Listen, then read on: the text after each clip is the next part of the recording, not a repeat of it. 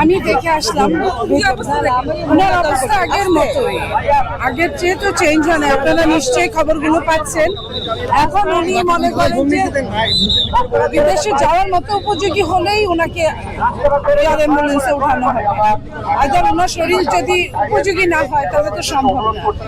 এটার জন্য আমরা দেশবাসীর কাছে দোয়া চাই, আপনাদের মাধ্যমে যারা যারা শুনছেন প্রত্যেকেই দোয়া করবেন, যাতে মানুষের দোয়ায় অনেক দূর পর্যন্ত যাওয়া যায়। উনি অবশ্যই আমাদের মধ্যে, ইনশাআল্লাহ আমরা আশা করছি।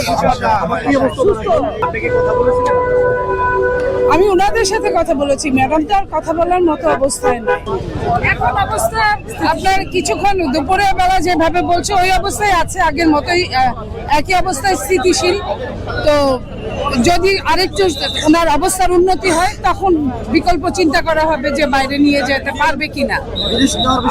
ওই তো বিদেশে যাওয়ার বিষয়ে সিদ্ধান্ত অমনি আছে। ওনার শরীর যদি ওনার পারমিট করে, ওনার শরীর যদি উপযোগী হয় বিদেশ যাওয়ার জন্য, তাহলে ওনাকে সাথে সাথেই কাল বিলম্ব না করে ওনাকে নিয়ে যাবে। আপনারা দোয়া করবেন, সবাই দেশবাসী কাছে আমরা আপনাদের মাধ্যমে দোয়া চাই।